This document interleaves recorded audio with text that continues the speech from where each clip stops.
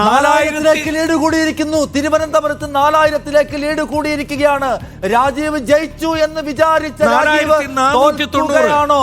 രാജീവ് തോൽക്കുകയാണോ വീണ്ടും ശശിയോ എന്നതാണ് ചോദ്യം. ശശി തരൂർ മടങ്ങി വരുന്നതിന്റെ സൂചനയാണോ ഈ കാണുന്നത് എന്നാണ്. കാരണം എന്താണ്, അദ്ദേഹം ജയിച്ച ആഹ്ലാദ പ്രകടനത്തിലേക്ക് കടക്കവെയാണ് ശശി തരൂർ 4490 വോട്ടിന്റെ ലീഡുമായിട്ട് വീണ്ടും തിരിച്ചു വരുന്നത്. വീണ്ടും ശശി തരൂർ വരികയാണോ എന്ന ചോദ്യം തിരുവനന്തപുരം ഉറക്കെ ചോദിക്കുകയാണ്. പക്ഷേ സൈഫ് സൈലാബ്ദിനെ നമുക്കിനി കണ്ടിന്യൂസ് ആയിട്ട് വേണം കേട്ടോ, ഒരു ഫലത്തിലേക്ക് എത്തുന്നത് വരെ.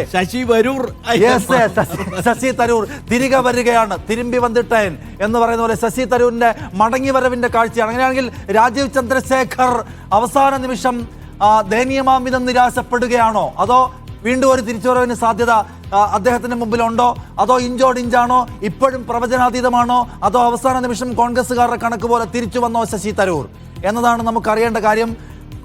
അവിടെ നിന്ന് സൈഫ് സൈലാബ്ദിനെ വേണം. ഒപ്പം ആറ്റിങ്ങലിൽ എന്താണ് നടക്കുന്നത് എന്ന കാര്യത്തിൽ നമുക്ക് അപ്ഡേറ്റ് ആവശ്യമുണ്ട്. ആറ്റിങ്ങലിന്റെ കാര്യത്തിൽ നമ്മൾ ദേശീയ ടാലിയിലേക്ക് പോകാത്ത അവിടെ 290 നിൽക്കുകയാണ് കേട്ടോ മോദിയും സംഘവും. തൊട്ടപ്പുറത്ത് അവിടെ ഇന്ത്യ സഖ്യം. എന്താണ് തിരുവനന്തപുരത്ത് തരൂർ ഉറപ്പിച്ചോ?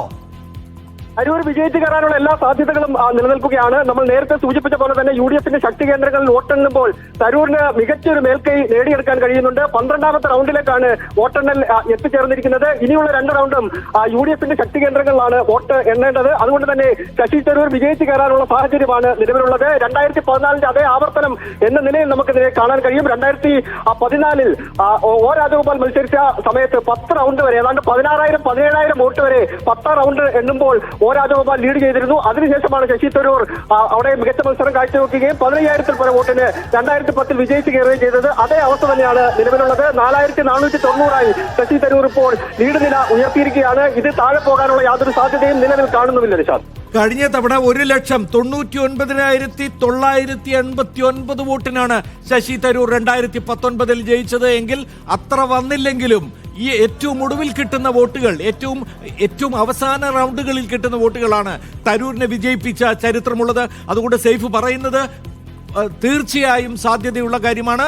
ഇനി അങ്ങോട്ട് കോൺഗ്രസിന്റെ കരുത്തുള്ള റൗണ്ടുകളാണ് വരാനുള്ളത്. അതുകൊണ്ട് ഈ സംഖ്യ കൂടാനുള്ള സാധ്യത നിലനിൽക്കുന്നു. ഏറ്റവും ആവേശകരമായ വോട്ടെണ്ണൽ നടക്കുന്ന തിരുവനന്തപുരത്താണ് നിഷാദ്. ആവേശം സിനിമയിൽ അമ്പാൻ ആദ്യം ഓടുന്നു, പിറകെ രംഗണ്ണൻ ഓടുന്നു, പിന്നീട് ബംഗാളി ഫൈറ്റേഴ്സ് ഓടുന്ന പോലെയാണ് എനിക്ക് ഫീൽ ചെയ്യുന്നത്. കാരണം ആദ്യം നമ്മൾ കാണുന്നത് ഫഹദ് ഫാസിലിന്റെ ക്യാരക്ടർ ഇടിക്കുമെന്നാണ്, പിന്നെ കാണുന്നത് ഏറ്റവും അവസാനമാണ് ഈ ഹിന്ദിക്കാരൻ വന്ന് ഇടിക്കുന്നത്. എന്തായാലും ഇതിനിടയിൽ ആറ്റിങ്ങലിൽ UDF സ്ഥാനാർത്ഥിയുടെ ലീഡ് അല്പം താഴുന്നുണ്ട്.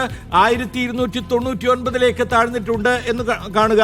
1299 മാത്രമാണ് ആറ്റിങ്ങലിൽ ഇപ്പോൾ അടൂർ പ്രകാശിന്റെ ലീഡ് എന്ന് കാണുക. ആറ്റിങ്ങലിൽ മെഗാ സസ്പെൻസ് ആണ് വരുന്നത്. ആരും പെട്ടെന്ന് ഇപ്പോൾ ശശി തരൂരിനുണ്ട്. യെസ്, അതാണ് 1299 വോട്ടിന്റെ ലീഡ് മാത്രമേ ഉള്ളൂ. ജയിച്ചാൽ അവിടെ 10-500 വോട്ടിനെ ജയിക്കുള്ളൂ എന്ന സംശയം ആറ്റിങ്ങലിൽ രൂപപ്പെട്ട് കഴിഞ്ഞിരിക്കുന്നു. എന്തായാലും തൃശ്ശൂർ മാത്രമാണ് BJPക്ക് ഉറപ്പിക്കാൻ പറ്റിയ ഒരേ ഒരു സ്ഥലം. അവിടെ ഏതാണ്ട് 80,000 വോട്ടിന്റെ ഭൂരിപക്ഷം 72,000 വോട്ടിന്റെ ഭൂരിപക്ഷം സുരേഷ് ഗോപി ഉറപ്പാക്കുകയും വിജയം ആഹ്ലാദിക്കുകയും അദ്ദേഹം മധുരം പങ്കിടുകയും ചെയ്തു കഴിഞ്ഞിരിക്കുന്നു. പക്ഷേ തിരുവനന്തപുരത്ത് മധുരം ആര് പങ്കിടുമെന്നറിയാൻ അല്പനിമിഷം കൂടി കാത്തിരിക്കേണ്ടി വരും.